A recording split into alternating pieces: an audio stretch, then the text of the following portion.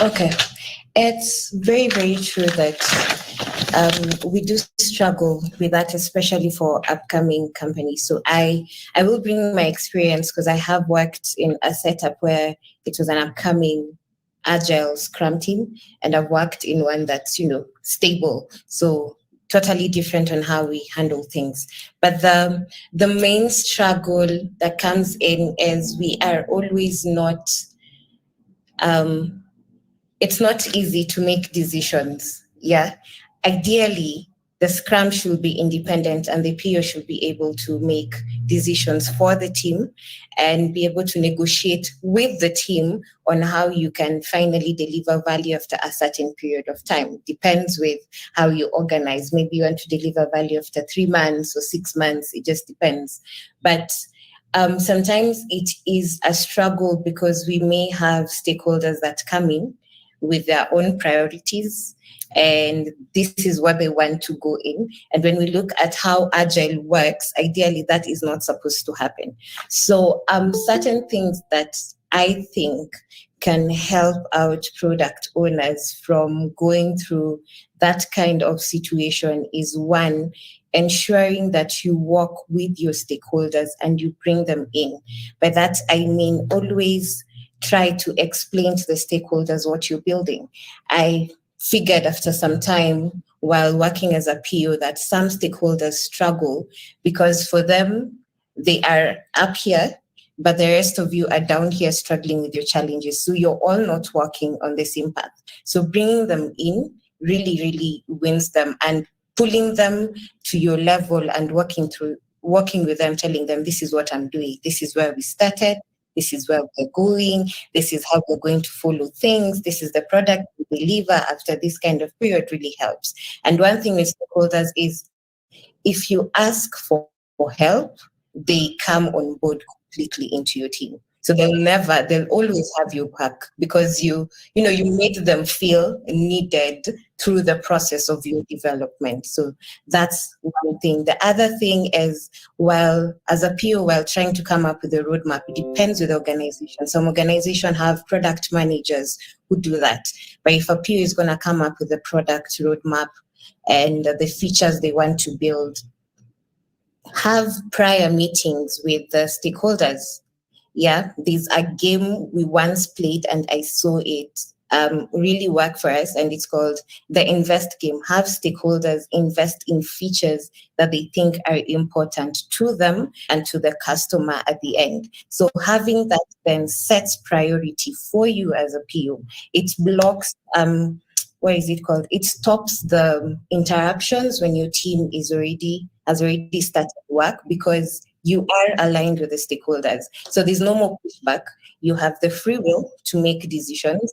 You can make decisions based on if the developers are blocked, if they are lacking something. It's easier for you to make decisions because you already know my priority is to deliver 1, 2, 3, 4.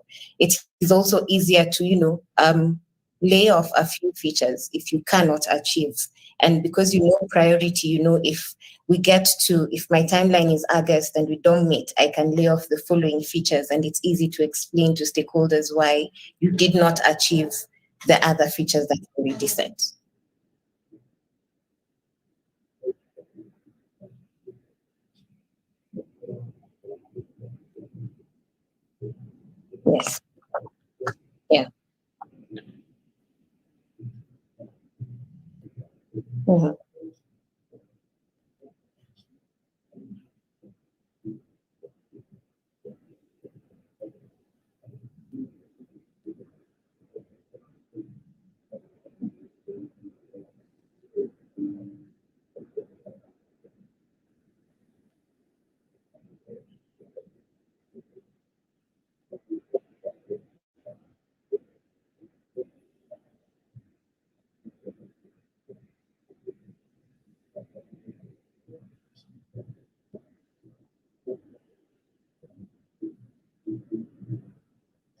Wow.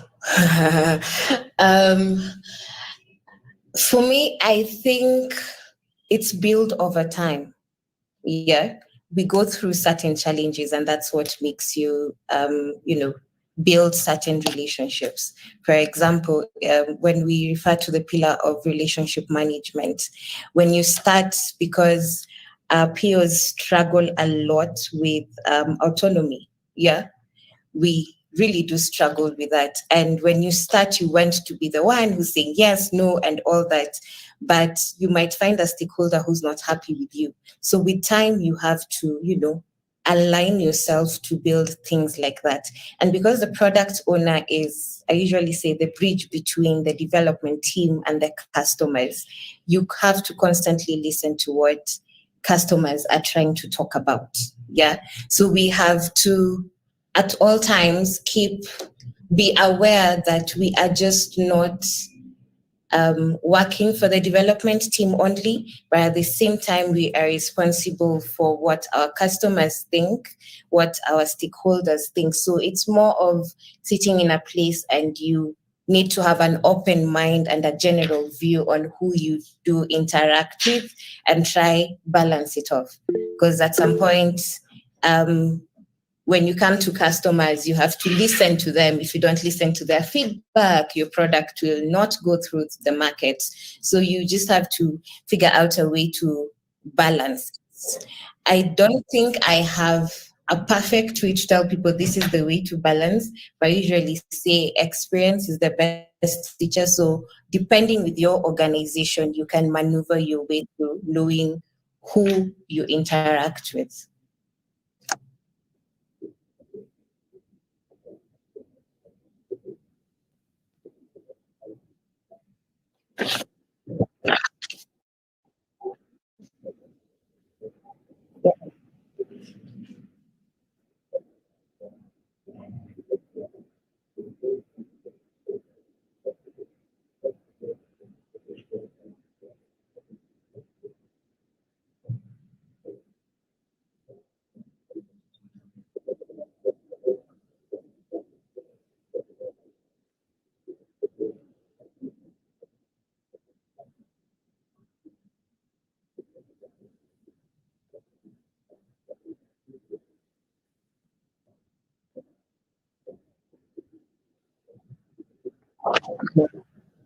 Yeah.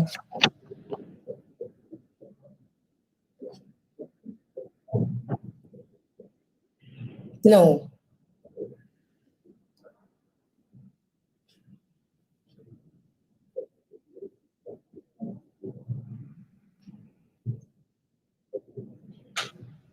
When you put it like that, I think it is. Because I also don't think the Scrum Master and development team should report to the product owner at all.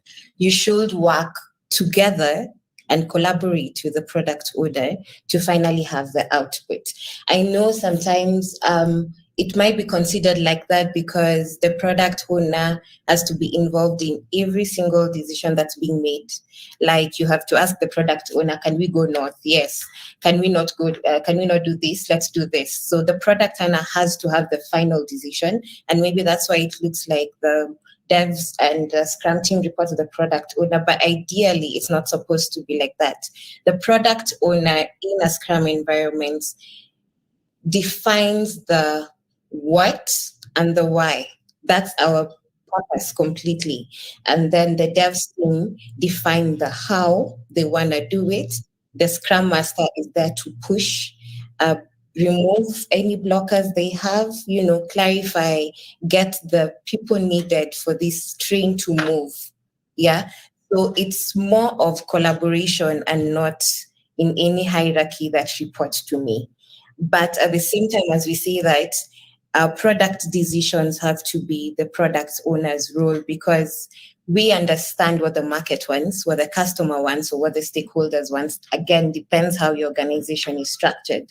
So there's certain decisions that the product owner might not be aligned to, because the end results may cause us not to deliver what we need to deliver to the market. Because when you get market requirements, you usually promise at the end of this period we'll give you this. So certain decisions that are made might not favor that. So product owners tend to, maybe have the last day, for lack of a better word, but ideally we're supposed to collaborate together.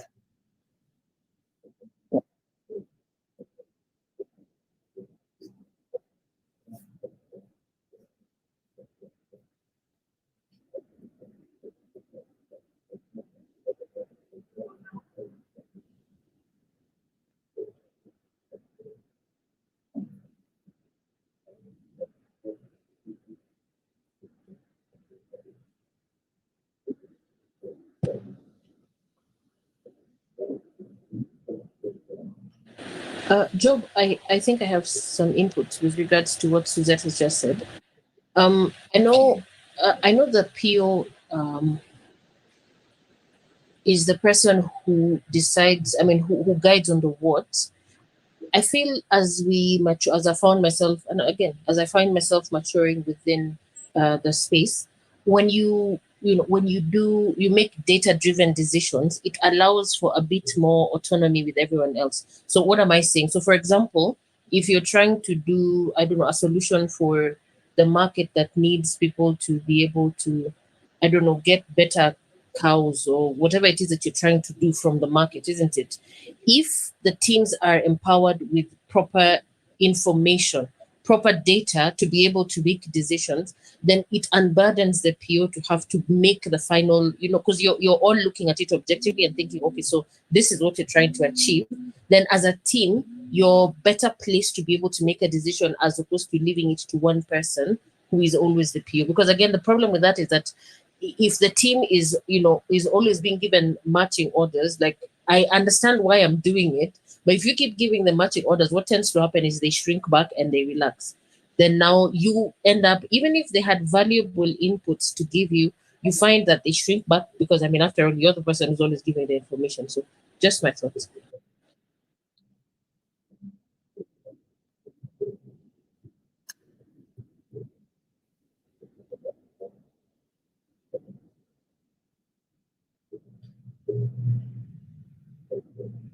Um, I think what Petra has said is very, very true. If you keep giving your development team matching orders, they'll just lay off and let you be and be very quiet with what they think. So it is very true in an environment where data drives the objectives and what you're building. It is very key to consider that objectively. Yeah, it's of course a struggle because Appeal usually wants to do this, but the data says that another different thing. But what we need to grow and accept is sometimes we need to listen to data if it's a data driven product, or listen to customers and try bring in what they're trying to say objectively. That also gives the team some space to be autonomous completely. They can go ahead and bring out features. And another thing that can help the team is when you build in a structure that they do understand on how to handle new features, bugs, feedback, tech debt, and things like that, makes the team again autonomous. So even if you're not there, they know we need to divide it in this kind of ratio so that we do achieve the same goal.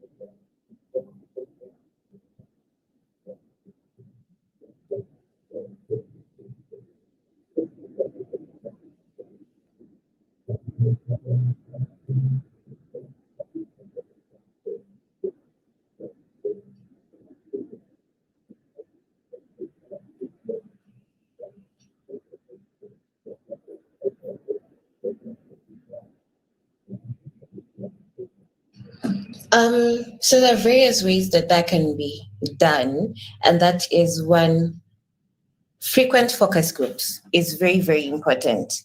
Yeah, so that you keep in touch with the customer base, and you have constant feedback before you finally launch out your MVP product.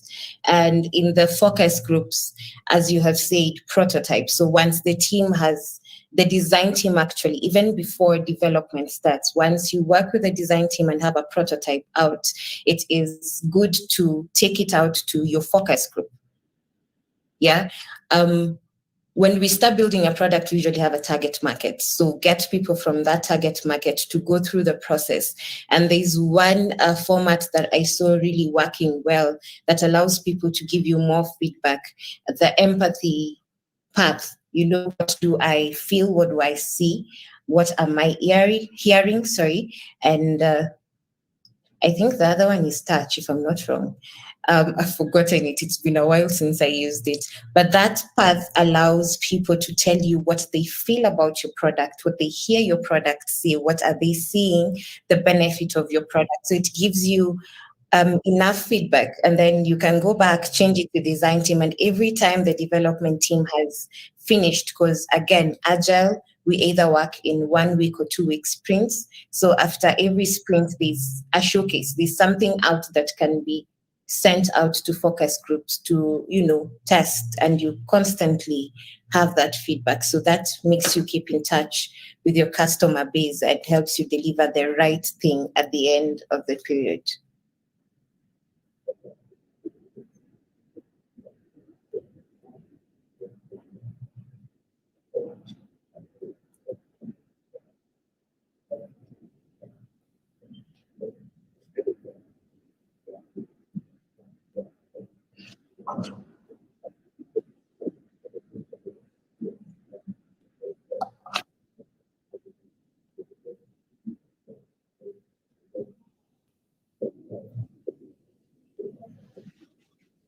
Hi. Hi. Hi. Thank you very much for the presentation. I am Haya Waronja, and so I'm thinking, maybe I missed some parts. Suzette, you said, the relationship between the product owner, and the stakeholders sometimes can be rocky. I was thinking, is it prudent to show the stakeholders, especially the seniors, the importance of talking to users? Because sometimes I feel like the stakeholders, they want some certain features because they saw another competitor's, application having that feature, and it has no merit, whether on by data or anything else. So I think the trick is always using existing data, whether just to show the stakeholders this is why it is important to talk to users and to validate everything through the user. So yeah, and also I have noticed that the product owner position is more grounded in the agile, framework, and sometimes maybe you will clarify this, and sometimes one can lack product management skills, which I think every product owner should have this product management skills. The title, the PO title, is just under the agile way of doing things. What you are doing, it is not what you are good at. It is just that. Anyway, you get the point.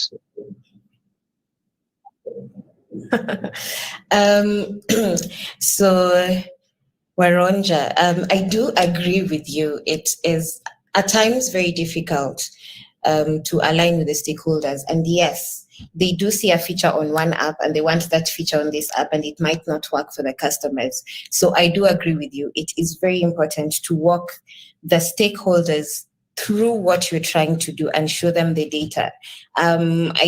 No one can fight data. So if data says that this is what is most needed than the other, then some stakeholders tend to bend, some may not. And, you get commands and you just have to do the other. But then again, one key thing about a product owner is you have to be very, very open to criticism and take it positively, and not, feel like you're being put down and stuff like that, and figure out how to ensure that the customer is happy at the end. Yeah, but it's very, very key to walk your stakeholders through what you're trying to do.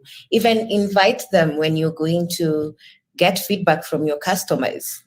When they hear from the source, then they cannot fight the source. They'll just have to either bend to what you're trying to say, or you can find where to meet. Can we do a little bit of viewers and then we can explore the feature after MVP? You can find a way where to meet in the middle. In terms of product management skills, what I will say is, yes, a PO needs product management skills, but then again, it does depend with the organization. There's certain organization, the PO plays the role of being a PO and a PM. And there's certain organization, those two roles are quite distinct. Ideally, the PO is meant to work with the team. That is your job. Your job is team level. Drive the team to deliver, prioritize the backlog for them, guide them on what they need to build, then work together with a product manager on how you're going to deliver this product to the market. So in an environment where we have the two, I don't think they're usually conflicting roles, because the PM will not come down to the team and deal with the team issues or help your team, unless maybe you're not there and they have the capability to do that.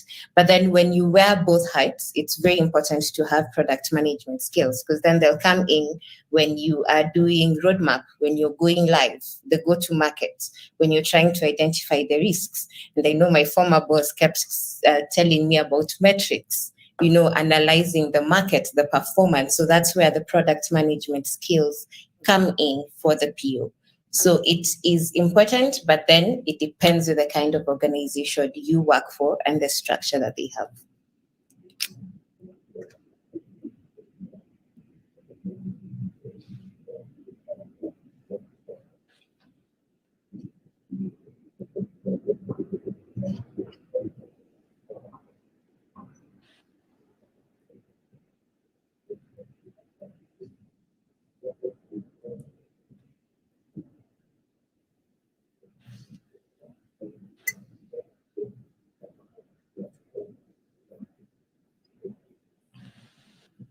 Okay, thanks. Yeah. Yes, I am, Job. So thanks. Now, when it comes to stakeholders, I think first there's two things before we even go to mapping them. I think for stakeholders, we really need to also examine ourselves. And I know we're the people who are doing the delivery, but if you really sit and introspect, ask yourself, why would, unless of course there's a few erratic stakeholders who are completely off the curve, but why would we have a situation where you have a stakeholder who, again, we're going to talk about how they've been mapped, but a stakeholder who's very important and who you have a shared, because stakeholders are the ones who ultimately decide that, we need a squad X to be able to do this, isn't it? Because they're going to be driving value X to begin with. So your biggest question needs to be, you ask yourself, why are we at loggerheads with regards to what is delivering value? Is it because maybe lack of clarity? Because sometimes it's assumptions, isn't it? I'm seated here, you are making an assumption that we're trying to drive this, and me as stakeholder, I'm seated here and making assumptions trying to drive this. But let's assume you've been able to align, right? You're clear on what the value is, but people are just difficult. So I think it's very valuable as you're starting out, when you're doing your workshops, to be able to do your user story mapping and everything. One of the important things you need to do is your stakeholder mapping, right? When you do your stakeholder mapping, then you get to list down ideally it could be a very simple exercise. It's nothing too elaborate. It could just be you saying, these are all the stakeholders that I need to operate with as far as this product is concerned. And from here, from all of these people, you understand that there are the various roles they play and what value they have. So then you put them on a grid where you're saying, for this one, who are the influential ones, the ones who you need to inform, and you need to, they have great influence, and you need to inform them, and you need to keep them in the loop. Are there others who you're just informing because really they're not making any decision here or there? There are those ones who actually are making decisions. So you need to map your stakeholders in such a way that you know what value is there, as in how do I handle all of them. So for the ones who more often than not are misaligned, you'll find is the ones who you really just need to give some information. They don't really, because if you have a stakeholder who is one of your high value stakeholders who really is making turnkey decisions with regards to your product, the assumption is that they understand the value, because again, you have a shared value, isn't it? They started all of this making decisions with regards to your resourcing, or with regards to how you pivot, based on their understanding, the shared understanding of what you're trying to deliver. So for me, if you map your stakeholders, then if you're finding too much noise and too much resistance, you need to consider, as you have mapped them, are this the ones who are able to, they're able to actually affect your ability to deliver? And then how do you handle that? Do we then do a lot of alignments? Do we then sit them down? Let's go through the workshops. Because more often than not, I see a lack of congruence in understanding what you're trying to achieve always creates a bit of acrimony, isn't it? Because I'm loath to think that we have stakeholders who are just sitting somewhere picking and just being a nuisance to everybody. Some are, of course, I mean, truth be told, there's some people who are just a nuisance. But more often than not, the root cause is that you have a difference of understanding as to what you're trying to deliver, isn't it? The value that you're trying to deliver. So I'm seated here, for example, like in Waronja's example, where I'll go and I'm seeing a shiny feature that is in someone else's application. Then the question becomes, okay, so welcome it first, because people like to be listened first. So when you come in and you're here shiny with it, it's a nice feature, okay. But the question is, what is our main vision? What's our product vision? What are we trying to achieve, isn't it? So when you bring them in, let's say, okay, fine, let's talk about it. So you want us to put in a feature that does X. Okay, so our product vision is to be able to drive this, this, and this. Is it able to foster this? Is it able to support this? Good. If it's not, I mean, you all are able to see that, isn't it? Yeah, so stakeholder mapping, very important. It allows you to make decisions as to who do you then, because sometimes you may need to actually just cut out some people from some decisions, because sometimes they are too noisy because they're not even aware of what the main mandate is. So if you do your stakeholder mapping, okay, you're clear on who you need to be keeping in the loop regularly, because these people are high stakes stakeholders, and the ones who are too noisy, figure out when to inform them so that they're not an impediment to you. That's what I think.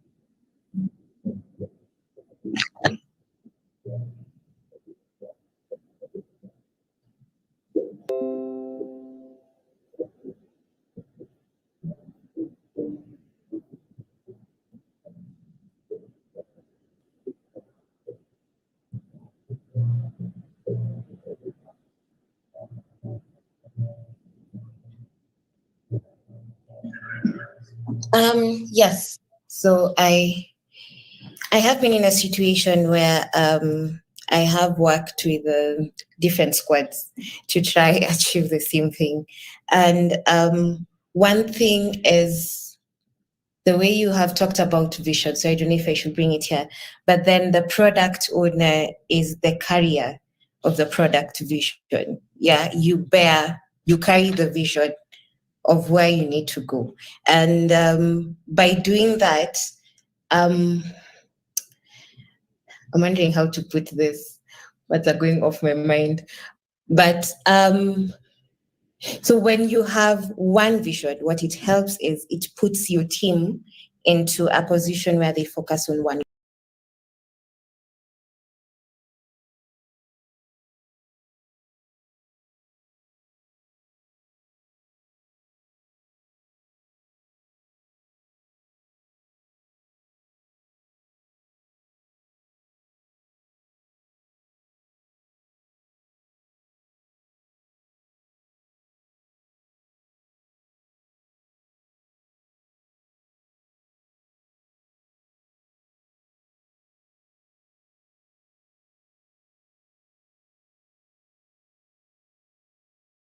Is just by ensuring that the team has one vision and they all understand that this is where we need to go and this is the end goal.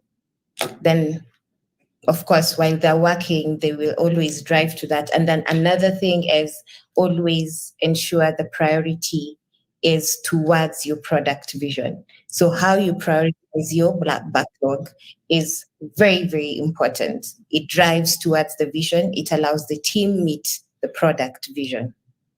Yes.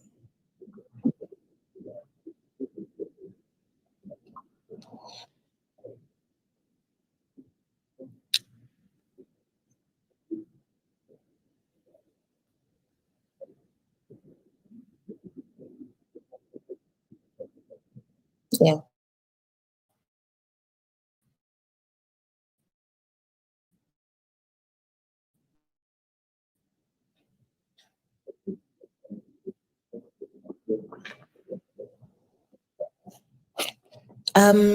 So as a visionary one, you do deliver value to customers and business as the bearer of the visionary. You tell the product story, and how you tell the product story is by coming up with a roadmap. This is where we'll start and this is where we're going. So this is our MVP, phase one, phase two, depends with how big that product is. The other thing is, as a visionary, it helps you define what success is, define the measures of success and the metrics that you're going to measure that success with. Yeah, that's what I would say a product owner visionary comes in. When it comes to driving the team leader, then lead design meetings. You work together with the design team to come up with wireframes that will later move to high fidelity. Are doing prioritizing the backlog for your team, always ensuring that the team knows what are we going to do next. And because you know the vision, you know where your end goal is, you know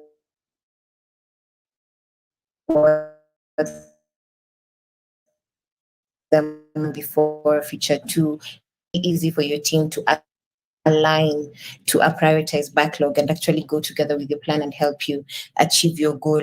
Then the other thing is so sprint planning is where you sit and discuss what you're going to take into development. And this session is usually very key because that's where you have to listen to your team quite well. Yes, at times, product owners, we struggle because we want all the 10 features in one sprint, but then the team tells you, hey, we cannot achieve that. So there's usually some rubbing of shoulders that goes on. But then one key thing is you need to listen to your team. You need to know their velocity, know their capacity, know what they can achieve during the sprint planning. And if you do that and you collaborate with your team is motivated and motivated.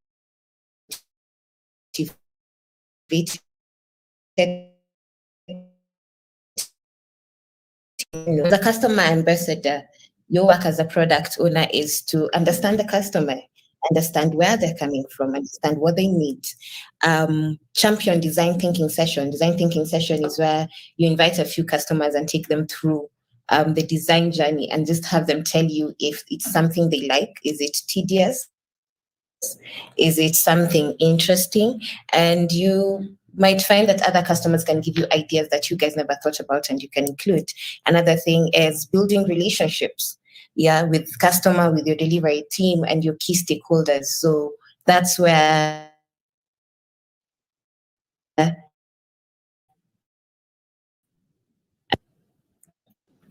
don't know if I have answered you quite well or you want me to continue.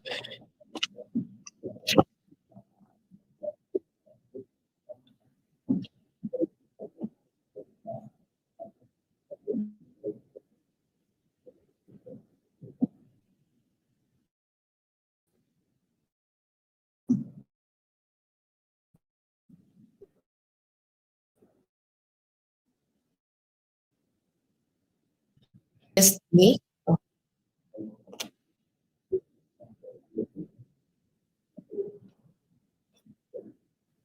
Yes, I did. I don't know if it's my network, but I did.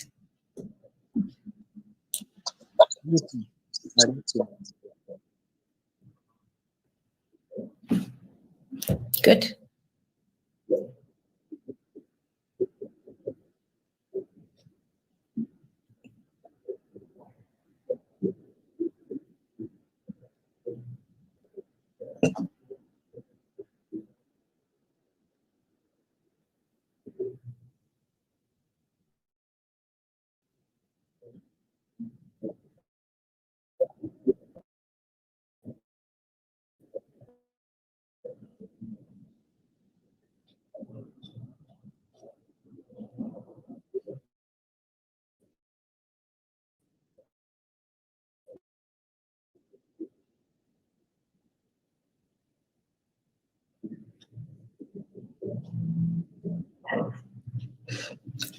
Um, is there anyone else, or it's my network? Job, you were breaking.